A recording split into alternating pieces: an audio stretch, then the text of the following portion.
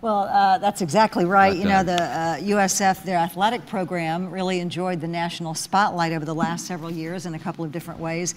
Outstanding academics, we heard about that from Dr. Ginshaft earlier, but the sports programs, when Frank comes over here, he's going to be talking sports with you, but I mean, it's really grown a lot. Doug Woolard, USF Athletic Director, good to have you here, Doug. Kathy, thank you. Thanks for having me. I'll just step into the shot. How's that? How are you? Right, good to nice see you to again. see you. Thank you. He was just telling me all the very, very cool things that are going on. How many student athletes do We you have nearly now? 500 student athletes with 19 varsity sports, certainly, and as you all know, in the Big East Conference. So, Men and women, obviously.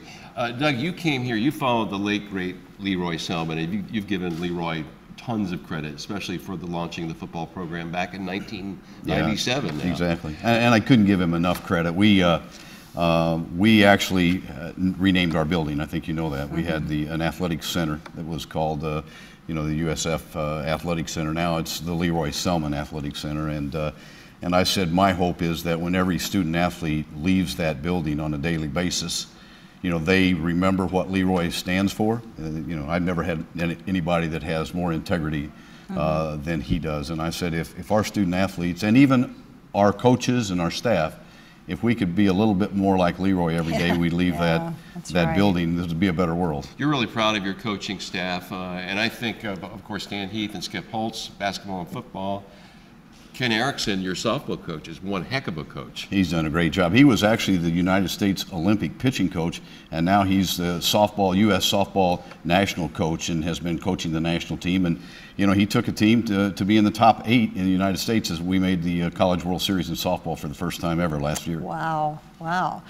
Football season's about to kick off. Football season starts Saturday. They've been working certainly extremely hard. I think we're going to have a great year. We've got a very good schedule. We open Saturday with UT Chattanooga, and then we travel to Reno, and then come back for a Thursday night ESPN game with Rutgers. Florida State is on our schedule here at home in Tampa. We travel to Miami, as well as the Big East Conference. So this is probably the most difficult, but I think the most attractive schedule we've had since we've been in the Big East Conference. We have your most visible athlete here in uniform today. Really? But yeah, he's here. Well, there he is. Well, here. How about this? Hey, Rocky the Bull. Not Rocky the Squirrel, Rocky the Bull. Hey, Rocks. Hey, Rocky. Right. How are you? I'll have Doug interpret for you. Rocky's not allowed to speak. Now, I wanted to talk too about, this is an urban campus, quite obviously. Different than when a university is really the town and is the franchise. So here you're competing, in a sense, with professional sports. Obviously the Bucks and the Bolts, right, and the Rays. What kind of challenge does that present? I look at it a bit differently. I think that we supplement that, and it's a bit of a different product. It's one that certainly has the college atmosphere, the heartstrings, I think, and when you go to college athletic events. And I look at it as a real complement to the other opportunities, the other sporting opportunities that are here in Tampa Bay. And I want people, when they mention those pro franchises, I want them to mention USF Bulls at the same time. We've just created some great new venues. Rocky's had a chance to be at them. Our soccer team beat Michigan on Friday night in the new soccer stadium, Corbett Stadium, on national television. And our women's volleyball team beat UCF on Sunday. We've created new baseball stadium, a new softball stadium. I was going to say, your on-campus facilities have improved dramatically in the last few years. People are going to be surprised when they see the Sundome this year when they come on campus. Oh, really? I passed by it the other day. Just from the exterior, I could tell there have been major improvements. Brand new. It's incredible. We've used the tagline, new day, new dome, and it really is. When people see it, it even surpassed my best hopes. 10,000 seats, new center hung scoreboard, all new audio system, new concourses, a student club, maybe even have a place for Rocky. And so it really is a great facility. So.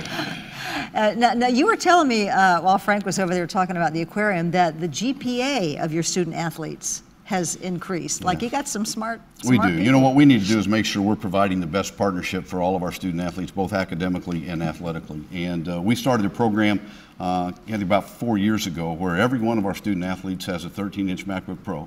And so they can be connected to the internet. We got MiFi cards for them. So when they're on a bus when they're in an airport, when they're in a hotel, they can be connected to the internet. So we coined a phrase called anytime, anywhere learning.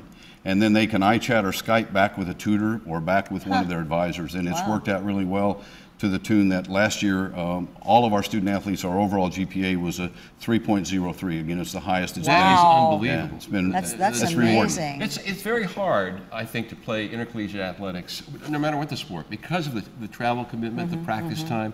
Now, I know that unlike professional sports, there are limits on how many hours a week, for example, a football team can practice, correct? You're right. You can practice 20 hours in season during a week, and you know, it is hard to juggle it, and I think that you know, the technology that we put in place has really been beneficial for them. You now play your football games in a great stadium, Raymond James Stadium, which was 65,000 plus, and you've packed it for some of these Big East games, like a West Virginia coming in or whatever. Yeah, it's the largest facility now, I think, in the Big East Conference, and as you mentioned, we've had great participation from folks in and around Tampa Bay. You know, we're the only Division I university in 3.5 or 4 million people, and they really have participated well with us, and it's a great place to play. We think that I think we're going to have a great year of football. And I hope so. You know, the teams we've got coming in, and the way that our team is prepared, I think we're going to have some great crowds. The Big East Conference is going through some changes. You have some new members. We do, and I think now it's not just a regional conference. We've just hired a new commissioner, Mike Oresco, who is a vice president for sports programming for CBS, and I think Mike's going to do a great job. And we've added, as you mentioned, SMU and Houston, Memphis, Temple, and UCF will join us in all sports next year. Temple this year in football, and we'll add San Diego State and Boise State, and then Navy in the year 2015. So now we've really become a national conference, one that really spans 4 different time zones, and I think that will help us in our TV negotiations and really help this league become you know, a national brand. Even the Big East, I think, is one of the best leagues in the country, and I think this national presence is going to even help it. So. All right. All right. Doug Woolard, thank you. And Rocky. And Rocky, good to have you Go here. Bulls. Thanks, you guys. Thank you, gentlemen. All right. Well, be sure to tune in tomorrow for Front Row Tampa Bay to meet the man who never gave up in his quest to bring the Republican National Convention to Tampa Bay.